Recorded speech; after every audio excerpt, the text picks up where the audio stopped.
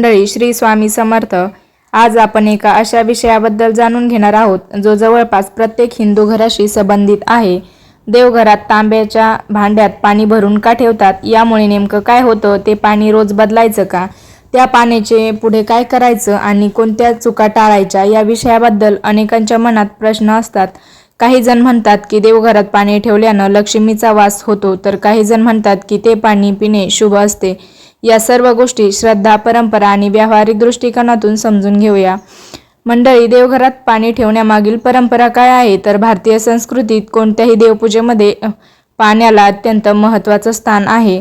पंचमहाभूतांपैकी जल हे एक पवित्र तत्व मानलं जातं. म्हणूनच देवासमोर तांब्याच्या किंवा पितळेच्या पात्रात स्वच्छ पाणी ठेवण्याची प्रथा आहे. याचा अर्थ असा असतो की आपण देवाचे आदराने स्वागत करत आहोत.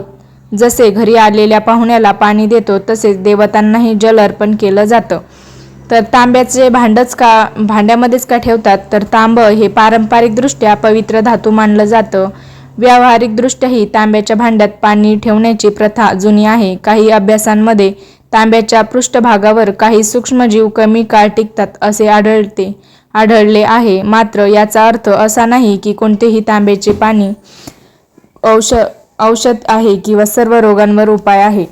तर देवघरात पाणी ठेवल्यानं काय होतं? तर मंडळी, देवघरात पवित्रतेचं वातावरण निर्माण होतं. पूजा पूर्णत्वास जाते, घरात सकारात्मक वाढते अशी मान्यता आहे. मन शांत राहण्यास मदत होते. पूजा करताना भक्तिभाव अधिक दृढ होतो. हे परिणाम श्रद्धा आणि आध्यात्मिक अनुभवांवर आधारित आहेत. तर पाणी रोज बदलायचं का? हा प्रश्न खूप महिला विचारतात. तर होय मंडळी, शक्यतो दररोज सकाळी पूजा करण्यापूर्वी जुने पाणी काढून नवीन स्वच्छ पाणी ठेवावे. अनेक दिवस तेच पाणी ठेवणे योग्य नाही. पाणी स्वच्छ आणि ताजे असावे. जुन्या पाण्याचे काय करायचं? तर मंडळी, ही गोष्ट अनेकांना माहीत नसते. जुने पाणी तुळशीला अर्पण करा. घरातील घरामध्ये किंवा तुमच्याकडे प्लांट असतील गॅलरीमध्ये ठेवलेले कोणते, त्याच्यामध्ये तुम्ही टाकू शकता. आणि तुम्ही जर गावाकडे राहत असाल तर तिकडंही तुम्ही कोणत्याही झाडाला, दारामध्ये झाड असेल तर तुम्ही तिथं ते झाडाला पाणी टाकू शकता.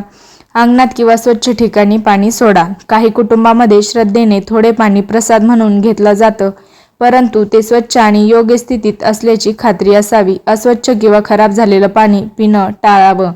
तर मंडळी, नेमक्या कोणत्या चुका करू नयेत? तर अनेक दिवस तेच पाणी ठेवू नका. त्याच भांड्यामध्ये घाणेरडे किंवा डाग पडलेलं तांब्याचं भांडं वापरू नका. तुम्ही भांडंसुद्धा स्वच्छ करा.